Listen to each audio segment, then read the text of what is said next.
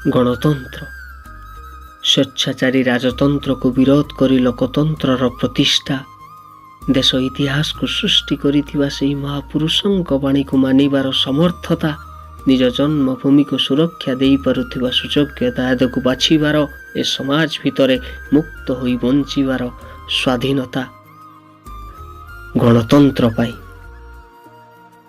କାରଣ ଗଣତନ୍ତ୍ର ହେଉଛି ନିଜକୁ ନିଜେ ପରଖିବାର, ନିଜକୁ ନିଜେ ଚିହ୍ନିବାର, ନିଜକୁ ନିଜେ ଜାଣିବାର ଆଉ ନିଜକୁ ନିଜେ ପରିଚାଳିତ କରିବାର ଏକ ସର୍ବଶ୍ରେଷ୍ଠ ମାଧ୍ୟମ। ନିଜ ଚିନ୍ତା, ଚେତନା, ବିଚାର, ଭାବନା, ନିଜ ମାନବୀୟ ମୂଲ୍ୟବୋଧର ପରୀକ୍ଷାରେ ନିଜେ ପରୀକ୍ଷକ। ଏହା ହିଁ ଗଣତନ୍ତ୍ରର ନିୟମ। ଗଣତନ୍ତ୍ର ଆମେ, ଆମ ଦେଶ ସମ୍ପ୍ରଭୁତା ସମ୍ପନ୍ନ ଲୋକତାନ୍ତ୍ରିକ ଆମ ଶାସନ।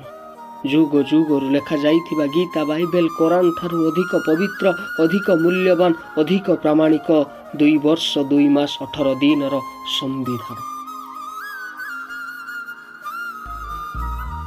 ଦେଶର ସୁରମ୍ୟ କୀର୍ତ୍ତି, କଳା, ସ୍ଥାପତ୍ୟ, ସଂସ୍କୃତି ସବୁ କିଛିର ଆବିଷ୍କାରକ, ପରିଚାଳକ, ଧ୍ୱଂସକାରକ ଏହି ମଣିଷ। ଅଧିକାର ମଣିଷର ଜନ୍ମଗତ ଅଧିକାରକୁ ନେଇ ବଞ୍ଚିବା ସ୍ୱାଭାବିକ।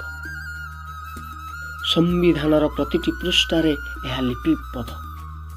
ମୁକ୍ତ ହୋଇ ବଞ୍ଚିବାର ଖୁସିରେ ଆମେ ପାଳୁଛୁ ସାଧାରଣତନ୍ତ୍ର ଦିବସ। ଯେଉଁଦିନ ସାଧାରଣ ଲୋକଟେ ବି ଅସାଧାରଣ ପାଲଟିଯାଏ ତ୍ରିରଙ୍ଗାର 3 ରଙ୍ଗ ତଳେ। ନିଜ ବୀରତ୍ୱ ପାଇଁ, ନିଜ ନିଃସ୍ୱାର୍ଥପରତା ପାଇଁ, ନିଜ ମହାନତା ପାଇଁ ଅଶୋକ ଚକ୍ର କୀର୍ତ୍ତି ଚକ୍ରରେ ସମ୍ମାନିତ ହୁଏ। ସେହିଦିନ ଆମେ ପାଉ ଆମ ସୁରକ୍ଷା କବଚକୁ, ସେହିଦିନ ଆମେ ପାଉ ଆମ ଗର୍ବର ପ୍ରତିମକୁ।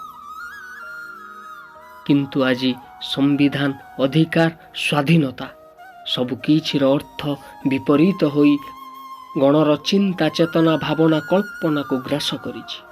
ସମ୍ବିଧାନର ଛଳରେ ନିଜେ ନିଜର ନ୍ୟାୟାଧୀଶ ସାଜିଛି, ଅଧିକାରକୁ ନେଇ ନିଜର କ୍ରୂରତା ଦେଖାଉଛି, ସ୍ୱାଧୀନତାର ଅସଂଖ୍ୟ ତାଲିକାରେ ନିଜେ ନିଜର ନିୟମ ଲେଖୁଛି। ଜାନୁଆରୀ 26 ଗଣତନ୍ତ୍ର ଦିବସ ନାଁରେ ତଥାପି ପାଳୁଛି। ଜାନୁଆରୀ 26 ଗଣତନ୍ତ୍ର ଦିବସ ନାଁରେ ତଥାପି ପାଳୁଛି।